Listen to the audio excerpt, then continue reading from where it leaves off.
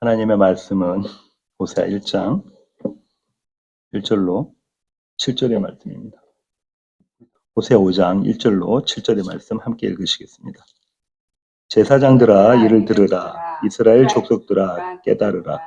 왕족들아 귀를 기울이라. 너희에게 심판이 있나니 너희가 미스바에 대하여 올무가 되며 다볼 위에 친 그물이 됨이라. 패역자가 살육죄에 깊이 빠졌음에 내가 그들을 다 벌하노라.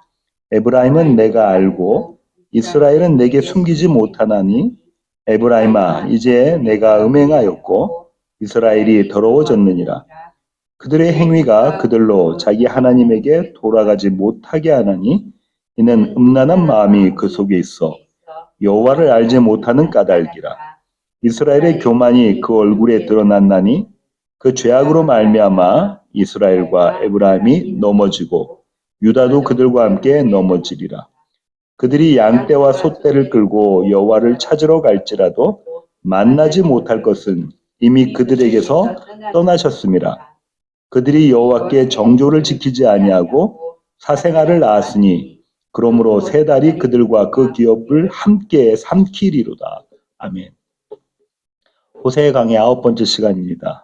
호세아 5장 1절부터 7절의 말씀을 갖고 여호와를 알지 못하는 까닭이라 라는 제목으로 함께 나누기를 원합니다. 요즘에는 한국의 선거운동으로 뜨겁습니다. 그죠? 한국의 22대 국회의원 선거가 이제 한 달 조금 더 넘게 남았습니다. 약 한 달 남았는데요. 각종 언론의 뉴스 내용이 이 선거에 집중되어져 있습니다. 후보로 나선 사람들은요, 모두 자신이 책임 있는 정치를 할 적임자라고 주장합니다. 그러니 자신에게 한 표를 달라고 호소하죠. 국회의원으로 책임을 다하게 해달라는 겁니다. 책임.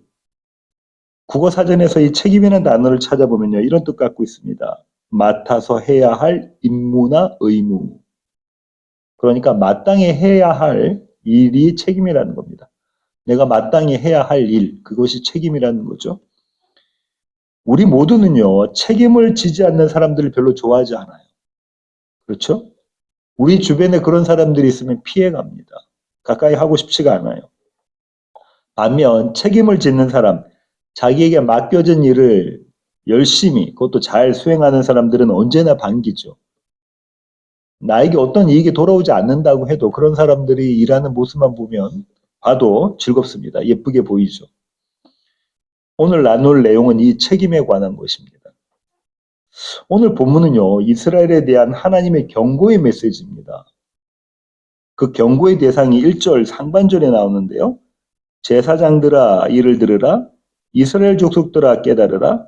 왕족들아 귀를 기울이라. 제사장들, 이스라엘 족속들, 왕족들. 이렇게 나오니까 신학자들 중에 한 편은요. 이들은 모두 이스라엘의 지도자들이다라고 여겨요. 제사장들도 지도자들인가요? 예, 그렇습니다. 종교적 지도자들이고요. 이스라엘 족속들은 장로들을 그렇게 쓴 것이라고 이야기합니다. 사회적 지도자들이죠. 그 다음에 왕족들은 정치적 지도자들. 그래서 이 모두는 지도자들이다. 이렇게 여기는 신학자들도 있고요. 다른 한편은 어떻게 생각하냐면요. 이스라엘 족속들을 가운데 놓고 한쪽은 제사장들, 한쪽은 왕족들 이렇게 봅니다. 그 얘기는 무슨 말이냐면 지도자들을 주축으로 한 이스라엘 전체로 보는 시각도 있어요. 두 해석 다 가능한 해석이고요.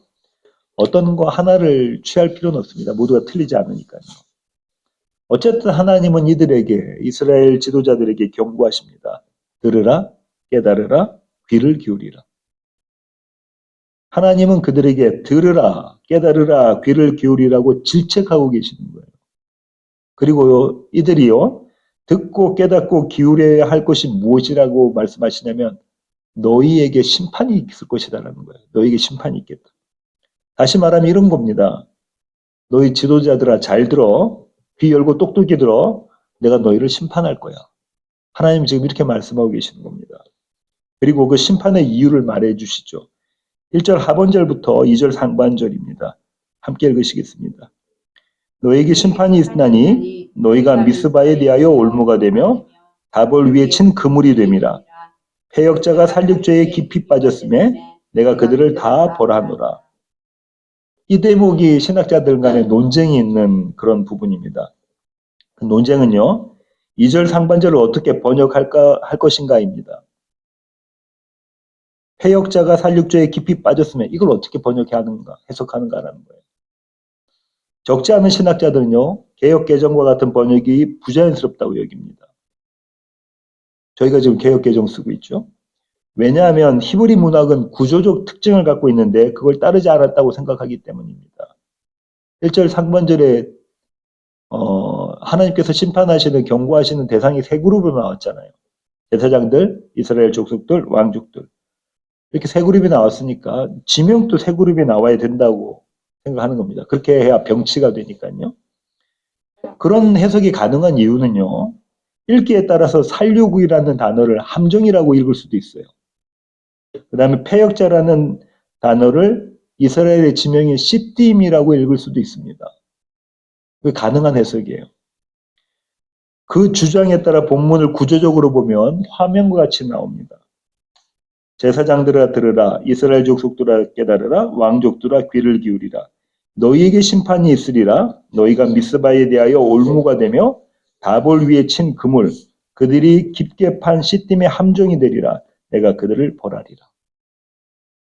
NRSB가 영어 버전 NRSB가 이 입장을 취해서 번역했습니다. And the pit deep in 시딤이라고 했죠. 새 번역은요, 기존 번역을 두고요. 우리 개역개정과 같은 번역을 그대로 둔 채 이렇게 번역할 수 있다라고 보여주는 것이 이런 내용입니다. 너희는 시딤 땅에 깊이 파놓은 함정이다. 공동 번역은 아예 이렇게 번역했습니다. 시딤에 판 깊은 함정이 되었다. 가능한 번역입니다. 앞서 말씀드린 것처럼 이 단어들을 그렇게 쓸 수도 있거든요. 그러나 2절 앞 문맥을, 2절을요, 이 앞에 있는 문맥, 4장에 있는 문맥과 연결하면 또 다릅니다. 4장 15절 안 보실까요? 거기 이렇게 되어져 있습니다. 너희는 길갈로 가지 말며 벳아웬으로 올라가지 말며 여호와의 사심을 두고 맹세하지 말지어다. 거기 지명이 몇 개가 나오냐면 2개가 나옵니다. 그렇죠? 길갈과 벳아웬. 벳아웬은 베델이라고 말씀드렸죠. 지명이 2개가 나와요. 그러니까 여기서도 지명이 2개가 맞다는 거예요. 미스바와 다볼. 시딤이 아니라는 거죠. 그리고 또 그렇게 보는 이유는요. 미스바와 다볼에서 있었던 사건과 이 시딤에서 있었던 사건이 그 내용이 달라요. 그러니까 이렇게 취할 수 없다고 보는 겁니다. 이런 후자의 주장에 따라 보면은 오늘 본문은 4장 15절과 연결해서 이렇게 볼 수가 있습니다. 다음 화면 보실까요? 너희는 길갈로 가지 말며 벳아웬으로 올라가지 말며 여호와의 사심을 두고 맹세하지 말지어다. 이게 4장 15절이에요. 너희가 미스바에 대하여 올무가 되며 다볼 위에 친 그물이 됨이라 패역자가 살육죄에 깊이 빠졌으며. 이것이 오늘 본문인 5장 1절과 2절입니다. 두 주장 모두 가능한 해석입니다. 그런데 저는요, 현재의 개역개정과 대부분의 영어 성경이 취하고 있는 이 무게에, 후자에 더 무게를 두고 있습니다. 여기에 더 무게를 두고 있어요. 좀 설명이 길어졌습니다. 왜 그렇게 제가 설명을 길게 했냐면요. 새번역 성경을 보시는 분도 있고 공동번역 성경, 영어 성경을 보시는 분들이 있는데 거기 보면 이런 구절들이 나오거든요. 달리 해석한 구절들이 나와 있기 때문에 설명을 드렸습니다. 어쨌든 하나님은 이스라엘 지도자들을 경고하시는데요. 그들을 심판하여 그들을 벌하겠다라고 말씀하고 계시는 거예요. 그들은 여호와 앞에서 아무런 할 말이 없다고 말씀하십니다. 어떤 변명도 통하지 않는다. 너희는 내 앞에서 아무 할 말이 없어. 내가 너에게 벌을 해도.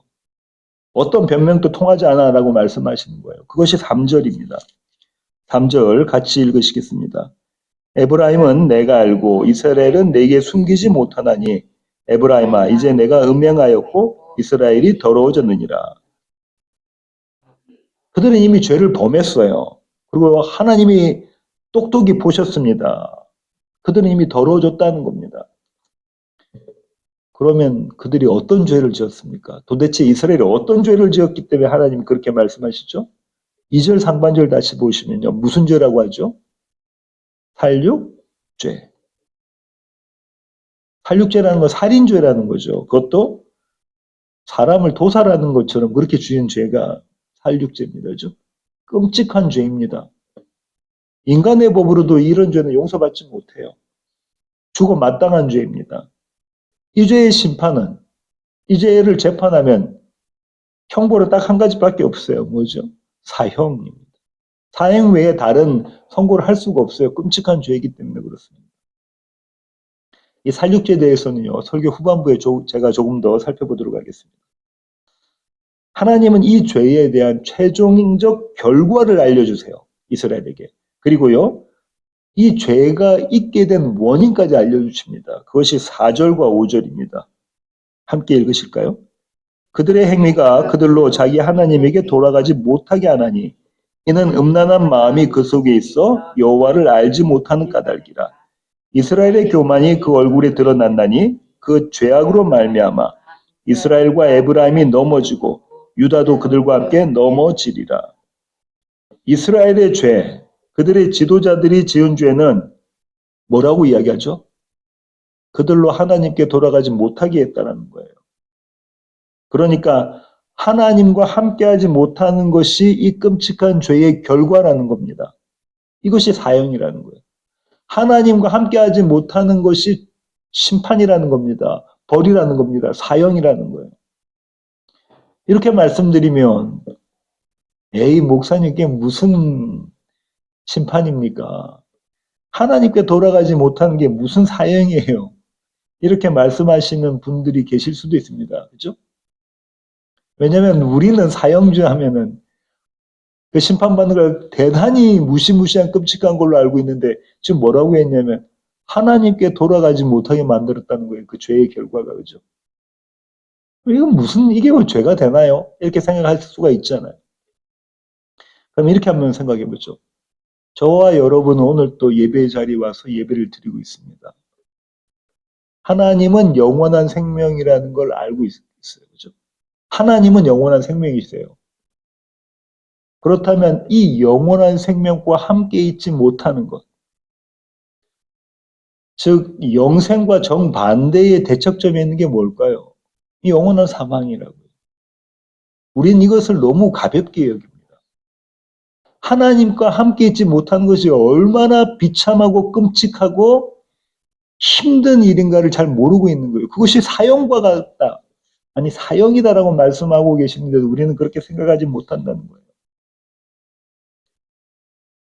그러니까 우리가요, 하나님과 함께 있다, 하나님 안에 있다.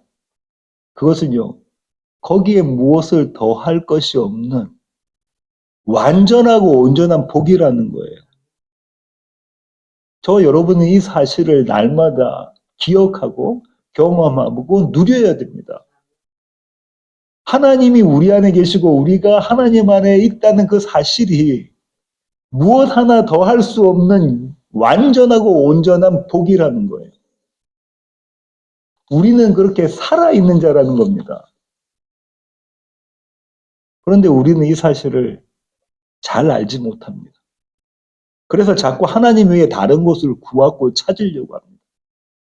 지금 있는 이 자리, 지금은 내가 갖고 있는 것보다 더 나은 것, 더 좋은 것, 더 많은 것 자꾸 구하고 얻으려고 해요. 성경은 이 모습을요, 음란이라고 부릅니다. 그리고요, 성경은 이 모습을요, 교만이라고 불러요. 하나님은 음란한 마음과 교만한 마음을 뭐라고 말씀하시냐면요, 여호와를 알지 못하는 것이라고 말씀하고 계세요. 음란이 뭐라고요? 여호와를 알지 못하는 것. 교만은 뭐라고요? 여호와를 알지 못하는 것. 다시 말하면 하나님을 알지 못하기 때문에 뭐 한다는 거예요? 음란한 행동을 하고 교만하게 목을 뻣뻣하게 세운다는 겁니다. 하나님을 알지 못하기 때문에.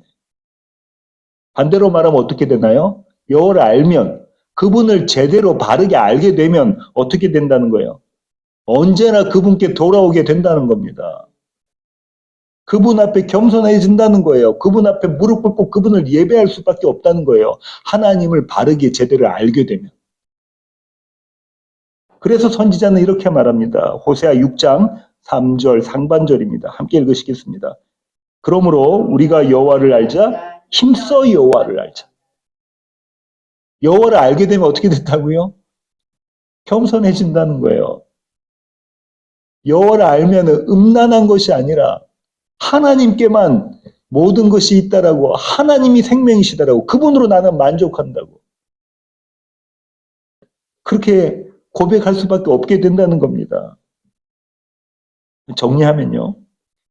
이스라엘이 하나님을 알지 못하는 음란과 교만으로 인해 죄를 짓게 되었다는 거죠. 오늘 본문에. 그리고 그 죄가 그들로 하여금 하나님께로 돌아가지, 자기 하나님께로 돌아가지 못하게 만들었다고 해요. 그렇다면 여기서 아까 설교 초반에 제가 말씀드렸던 이스라엘의 죄, 특별히 지도자들의 죄, 하나님 어떻게 표현하셨냐면요. 패역자가 행한 살육죄라고 말씀하셨어요. 그 죄가 도대체 무언가? 미스바에 대하여 올무가 되며 다볼 위에 친 그물이 됨이라. 이것이 죄라고 지금 말씀하고 계시거든요. 그러면 우리는 이걸 알아야 됩니다. 도대체 미스바에서 무슨 일이 일어났지? 다볼에서 무슨 일이 일어났어? 이걸 살펴볼 필요가 있죠. 먼저 미스바를 살펴보겠습니다. 여호수아 11장 1절부터 6절 함께 읽으시겠습니다.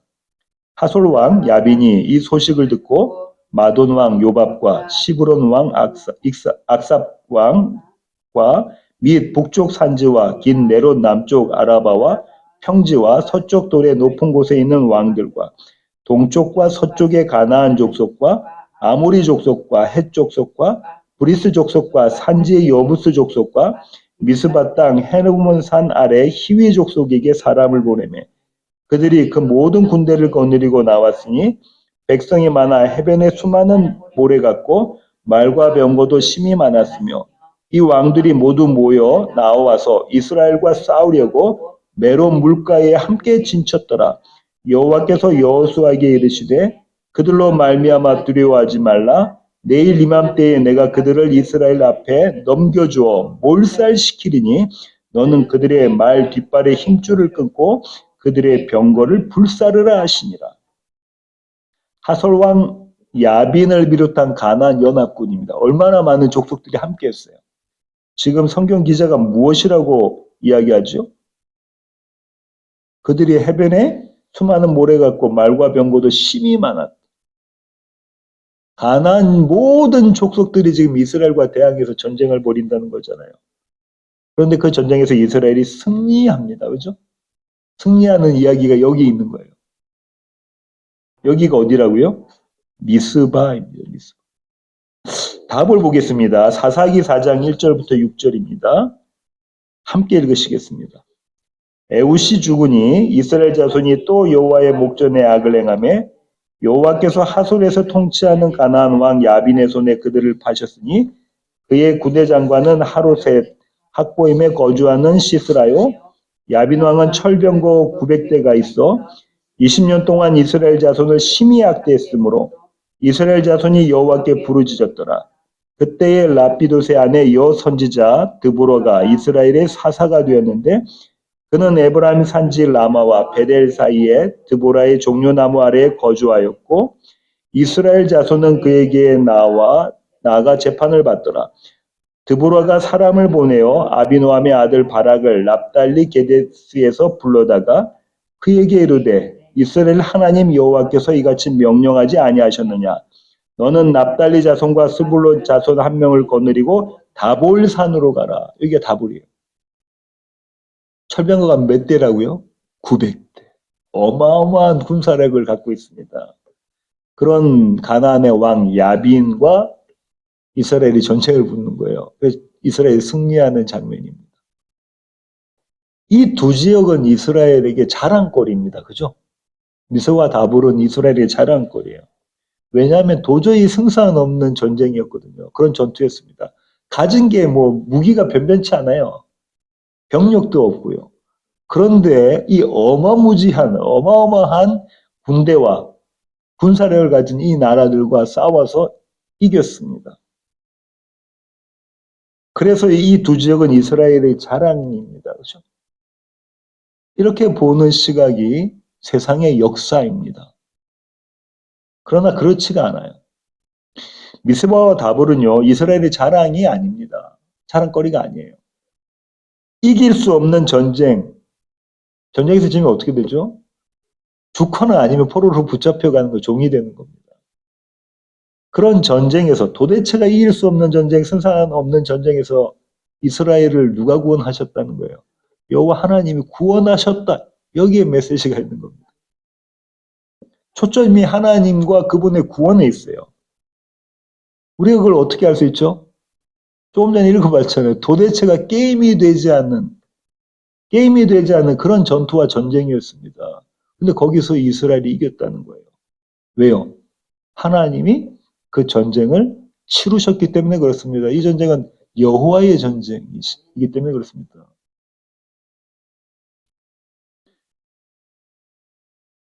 그런데 이 구절이 하나님의 구원의 자리잖아요. 지금 이 구절들이 하나님의 구원의 자리를 설명하고 있는 것인데, 그런데 이 구절들이 도리어 그들에게 무엇이 됐다고 해요? 올무가 되고 그물로 작용했다는 겁니다. 미스바에 대하여 올무가 되며 답을 위해 친 그물이 됩니다. 신학자들은요, 이 구절을 당시 이스라엘 상황을 고려해서 이렇게 이야기합니다. 지도자들이, 종교 지도자들, 정치 지도자들, 뭐 또 사회적 지도자들이 여호와 하나님을 섬기는 것을 핑계로 삼아, 빌미로 삼아 이스라엘 백성들을 착취했다. 이렇게 보기도 해요. 가능한 해석입니다. 그런데 이렇게 볼 수도 있습니다. 그들은 신실하게 하나님을 섬겼어요. 종교 지도자들, 사회적 지도자들, 정치적 지도자들 뿐만 아니라 이스라엘 전체 백성은 신실하게 하나님을 섬겼습니다. 그리고 제사를 드렸습니다. 이렇게 볼 수도 있다는 거예요. 힘을 다해 절기를 지키며 여호와를 찬양했을 수도 있습니다. 그런데도 그들은 그곳에서 누구를 만나지 못해요? 여호와 하나님을 만나지 못합니다. 그들은 최선을 다해서 예배드리고 제사드리고 또 지키고 하나님의 말씀을 지키고 했는데도 그들은 하나님을 만나지 못해요. 왜냐하면 그곳에 하나님이 계시지 않았기 때문입니다. 6절 보실까요? 함께 읽으시겠습니다.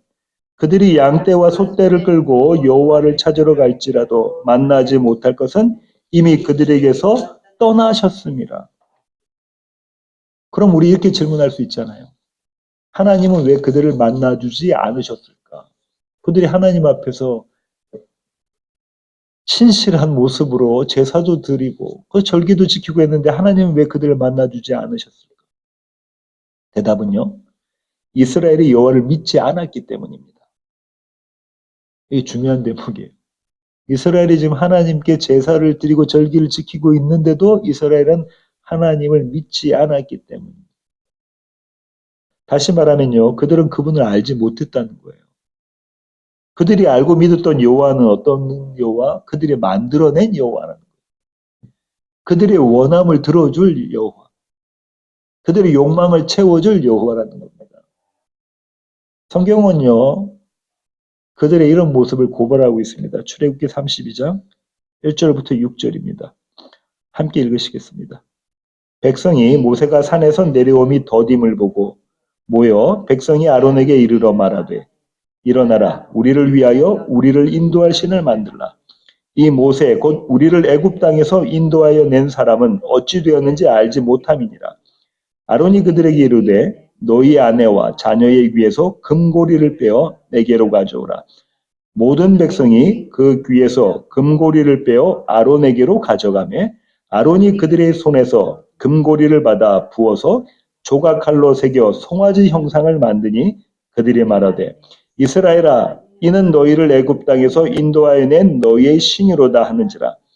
아론이 보고 그 앞에 제단을 쌓고 이에 아론이 공포하여 이르되 내일은 여호와의 절일이니라 하니 이튿날에 그들이 일찍이 일어나 번제를 드리며 화목제를 드리고 백성이 앉아서 먹고 마시며 일어나서 뛰놀더라. 끔찍한 일이지 않습니까? 금부치, 자기들이 갖고 있던 모든 금부치를 다 모아서 황금 송아지를 만들어요. 조각칼로 새겨 자기들 손으로 만든 거예요. 그럼 뭐라고 이름 붙이죠? 우리를 애굽에서 인도하는 여호와, 우리를 홍해를 건너게 한 여호와. 기가 막힌 노릇입니다. 이들은 이 여호와에게 제사를 지낸 거예요. 절기를 지킨 겁니다. 왜요? 우리를 만족시켜줄, 우리의 원함을 들어줄, 우리의 의를 세워줄 이 신에게 제사를 드린 겁니다. 그러니 하나님 그들을 만나지 않으십니다. 그들이 열심히 제사를 드리고 절기를 지키고 있지만 실상은 그들은 여호와께 정조를 지키지 않았다는 거예요. 다시 오늘 본문으로 오셔서요. 7절 함께 읽으시겠습니다. 그들이 여호와께 정조를 지키지 아니하고 사생아를 낳았으니 그러므로 세 달이 그들과 그 기업을 함께 삼키리로다. 사생아라는 건 뭡니까? 자기 남편 말고 다른 남편과 관계 맺어서 아기를 낳았다는 거죠. 이스라엘에게 여호와는 그들의 욕망을 채워주는 능력 있는 신이었을 뿐입니다. 황금을 낳아줄 황금 송아지, 그 신이 여호와였습니다. 이스라엘에겐 그랬던 거예요. 열심히 제사 드리고 절기 지키고 있지. 정리하면 이렇습니다. 지도자들의 패역죄는요, 하나님을 모르는 것이었어요. 뭐라고요? 지도자들의 패역한 죄, 그들이 살육한 죄는 하나님을 모르는 것이고, 또 뭐라고요? 그들이 잘못 가르쳐서 이스라엘 모든 백성이 하나님을 모르는 상태에 있게 만들어낸 것이 그들이 지은 살육죄라는 거예요. 아까 우리는 죄에 대해서, 죄의 결과에 대해서 이야기했습니다. 그렇죠? 하나님께 돌아가지 않는 것, 하나님과 떨어져 있는 것이 뭐라고요? 죄의 결과, 사형이라고 말씀을 드렸잖아요. 이스라엘이 이런 살육죄를 지었다는 거예요. 앞서 말씀드린 것처럼요. 그분을 바르게 알면 우리는 우리가 원하는 하나님으로 그분을 대신할 수 없게 됩니다. 이게 중요한 포인트입니다. 우리가 원하는 것으로 막 채워달라고 막 달라고 기도하는 것은 우리가 그분을 모른다는 거예요.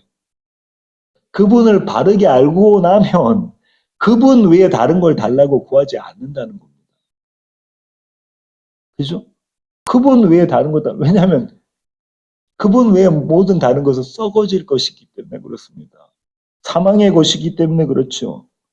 여호와만이, 그리스도 예수만이, 하나님만이 영원한 생명이기 때문에 내가 그 생명 가운데 있기를 원합니다. 한시라도 그 생명에서 떠나지 않기를 원합니다. 이것이 우리의 간구고 기도가 되어진다는 겁니다. 그분을 바르게 알면 알수록.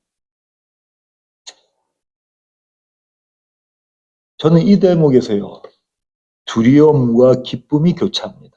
두렵기도 하고 기쁘다는 거예요. 하나님은 당신의 말씀을 바르게 전하지 않는 것이 무슨 죄라고 해요? 살육죄라고 했어요. 이스라엘의 지도자들이 하나님의 말씀을 바르게 전하지 않는 것, 그래서 그들이 하나님을 모르게 되는 것, 알지 못하게 되는 것이 살육죄다라고 이야기했습니다. 얼마나 무서운 경고입니까? 그런데 이 얼마나 무서운 이 경고가요, 또 얼마나 감사한지 몰라요. 성령의 도우심을 받아 힘을 다해 말씀을 연구하고 또 성령을 따라 그 말씀을 담대히 선포하라는 뜻입니다, 이게. 교회의 설교자들이, 목사들이 어떻게 하라는 거죠? 하나님의 말씀을 두렵고 떨림으로 준비하고 담대히 전하라는 거예요. 그래서 저는 매번 설교마다 책임을 느낍니다. 그리고 매번 설교를 준비할 때마다 하나님은 저를 하나님께 돌아가게 만들어내세요. 지금 눈에 보이는 이 모든 환경과 상황과 형편이 아니라 하나님을 즐겁게 하게 그렇게 만들어내서 하나님의 말씀으로 하나님 그 일을 해내십니다. 그래서 이 일은요, 두렵기도 하지만 기쁨이 되기도 합니다. 이것이 은혜입니다. 다시 이어가겠습니다. 이스라엘의 제사의 자리에 하나님 계시지 않았다고 말씀을 드렸어요. 왜죠? 그들이 예배하고 그들이 제사 지었던 하나님이 성경에 말한 하나님이 아니었기 때문에 그렇다는 거죠. 성경은요, 하나님이 당신의 백성을 만나주시는 자리를 소개하고 있습니다. 명백히 가르쳐주고 있어요. 출애굽기 25장 17절부터 22절의 말씀 함께 읽으시겠습니다. 순금으로 속죄소를 만들되 길이는 2규빗 반, 너비는 1규빗 반이 되게 하고 그러므로 그룹 둘을 속죄소 두 끝에 쳐서 만들되 한 그룹은 이 끝에 또 한 그룹은 저 끝에 곧 속죄소 두 끝에 속죄소와 한 덩어리로 연결하지며 그룹들은 그 날개를 높이 펴서 그 날개로 속죄소를 덮으며 그 얼굴을 서로 대하여 속죄소를 향하게 하고 속죄소를 궤 위에 얹고 내가 내게 줄 증거판을 궤 속에 넣으라. 거기서 내가 너와 만나고 속죄소 윗 곧 증거궤 위에 있는 두 그룹 사이에서 내가 이스라엘 자손을 위하여 내게 명령할 모든 일을 내게 이르리라. 하나님이 어디서 만나신다고요? 이스라엘 백성은요. 거기서. 거기가 어디죠? 속죄소. 속죄소는 뭡니까? 언약궤의 뚜껑입니다. 시온자. 하나님의 발등상이죠. 은혜가 베풀어지는 발등상. 그 언약궤 안에는 무엇이 담겨져 있었다고 그랬죠? 이스라엘의 불순종, 그죠? 이스라엘의 불순종이 담겨져 있습니다. 히브리서 기자는 그렇게 이야기하죠. 근데 그 위에 무엇이 뿌려집니까? 어린 양의 피가 뿌려집니다. 그 어린 양의 피가 뿌려져서 이스라엘과 하나님이 화목하게 되고 죄 없다 되고 그 자리에 하나님께서 이스라엘 백성들을 만나 주시겠다는 거예요. 그 자리에 무엇이 이루어집니까? 하나님의 언약이신 나는 너희의 하나님이 되고 너희는 나의 백성이 될 것이다. 그것이 성취되는 자리가 어디입니까? 바로 그 시은자 속죄소입니다. 언약궤의 뚜껑. 다른 말로 십자가입니다. 예수 그리스도의 십자가. 그 자리에서 만나시겠다고 하는 거예요. 우리의 열심의 자리, 우리의 어떤 능력의 자리, 우리의 어떤 행함의 자리가 아니라 그리스도 예수께서 우리를 위해서 이루신 그 일, 그 의의 자리에서 하나님 우리와 만나시겠다고 하십니다. 그리고 출애굽기 25장은 또 무엇을 설명하고 있냐면요. 이 속죄소 뚜껑이 두 그룹 천사들에 있죠. 이 두 그룹이 속죄소 뚜껑과 연결되어 있습니다. 이 장면은 복음서에서 나왔죠. 그리스도 예수가 부활하신 자리가 이 자리입니다. 그렇죠? 부활하신 자리에 머리과 발끝 자리에 두 천사가 있었잖아요. 무엇을 그들이 증거했죠? 그리스도 예수가 다시 사셨어. 그분이 영원한 생명이에요. 그거를 증거했잖아요. 그러니까 이 속죄사가 증거하는 게 뭡니까? 그리스도 예수의 십자가와 그분의 죽으심과 그리스도 예수의 빈무덤, 그분의 부활, 생명을 소개하고 있는 겁니다. 내가 거기서 너희와 만나겠다. 내가 거기서. 출애굽기 30장 6절도 똑같이 이야기하고 있습니다. 함께 읽으시겠습니다. 그 제단을 증거궤 위 속죄소 맞은편 곧 증거궤 앞에 있는 휘장 밖에 두라. 그 속죄소는 내가 너와 만날 곳이며 내가 거기서 만나겠다는 거예요. 이스라엘을 하나님이 만나시지 않은 이유는 거기서가 아니었다는 거예요. 그들이 하나님을 잘못 알았습니다. 알지 못했어요. 그들은 그들의 열심을 내었습니다. 그리고 그들이 원함을 얻기 위한 여호와 하나님을 그렇게 알았어요. 그런데 주님은 이렇게 말씀하십니다. 아니, 그것 아니야. 그리스도 예수가 이루신 그 의의 자리에서 내가 너희를 만날 것이다. 그리스도 예수가 이루신 그 의를 우리가 바르게 알게 되면 아들을 보내신 아버지 하나님을 바르게 알게 되죠.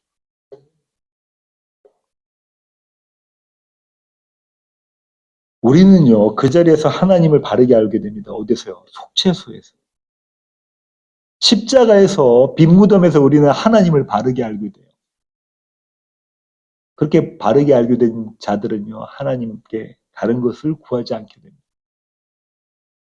왜냐하면요, 앞서 말씀드린 것처럼 이 땅의 그 어떤 것도, 그 무엇도 이 하나님과 바꿀 수가 없어요. 비교할 수가 없어요. 견줄 수가 없기 때문입니다. 참 생명이 그 안에 있기 때문입니다.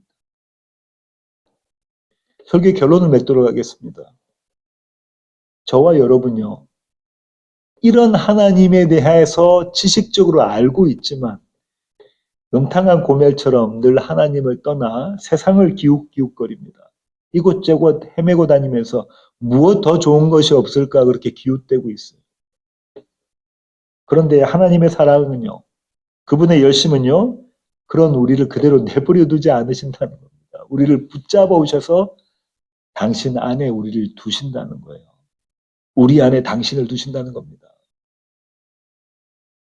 그렇게 당신을 알게 하세요. 하나님이 어떤 분이신가를 우리로 하여금 알게 하세요. 쉬지 않고 그 일을 하십니다. 그래서 우리가 하나님으로 인해서 그 생명을 누리게, 하나님의 성품을 온전히 누리게 만들어내세요. 단 한순간도 쉬지 않고 하나님은 이 일을 우리 안에서 이루어내십니다.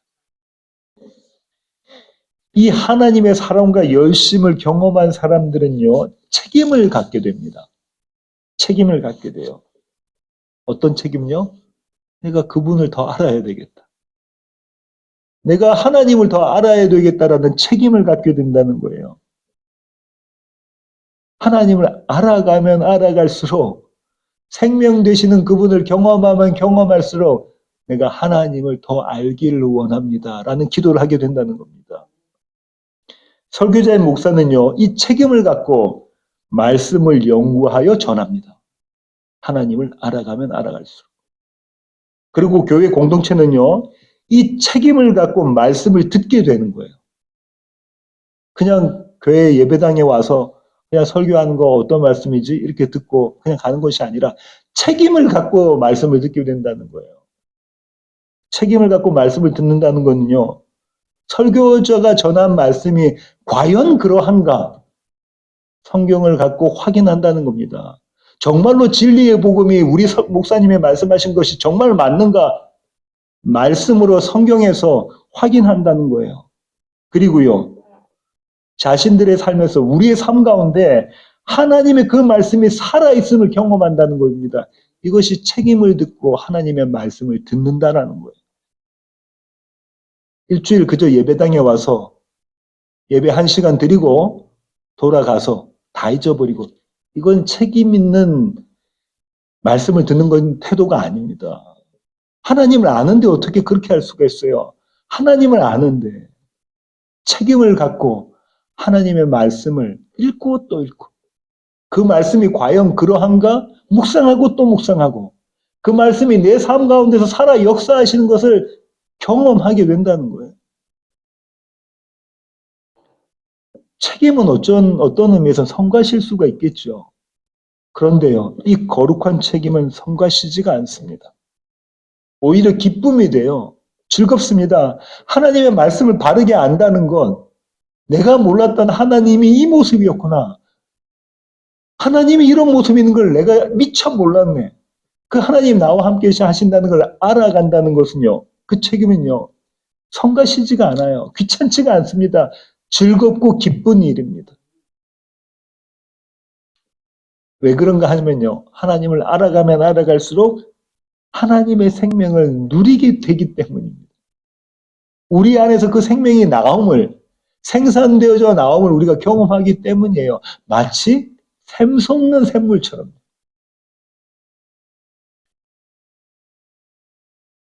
저와 여러분에게는 이 거룩한 책임이 있습니다. 세상과는 구별된 책임이죠. 세상은 도대체가 감당할 수 없는 책임입니다. 그 책임을 다하는 시애틀 예수한교회 모든 교회 가족 되기를 원합니다. 기도하시겠습니다. 주님, 그렇습니다. 하나님, 우리는 날마다 세상을 향해서 뛰쳐나가서 이곳저곳을 기울입니다. 나의 원함을 채워줄 것이 무엇인가를 눈독 들입니다. 하지만 이런 우리를 하나님은 그대로 내버려 두지 않으시고 하나님께로 붙잡아 오십니다. 그래서 우리로 하여금 속죄소에서 하나님을 만나게 하십니다. 하나님이 그 자리에서 우리들을 만나 주십니다. 이렇게 하나님의 사랑이 어떠한지를, 하나님의 열심이 어떠한지를 알게 되면 알수록 우리는 하나님을 더욱더 알고 싶어집니다. 우리 안에 생명이 있음을 경험하기 때문에 그렇습니다. 하나님을 더욱더 알아가는 책임, 그 거룩한 책임으로 하루하루를 살아가는 시애틀 예수한교회 모든 교회 가족 되게 하여 주시옵소서. 이제는 우리 주 예수 그리스도의 놀라우신 구원의 은혜와 하늘 아버지의 크고 극진하신 사랑과 우리 안에 내주하셔서 우리로 하여금 하나님을 알아가게 만들어내시는 그 일에서 기쁨과 즐거움을 누리게 만들어내시는 성령님의 충만하심, 이제 주님 앞에 머리 숙인 시애틀 예수왕 교회 가족 머리 위에 이제로부터 영원토록 함께 하시기를 예수 그리스도의 귀하신 이름으로 간절히 축원하옵나이다. 아멘.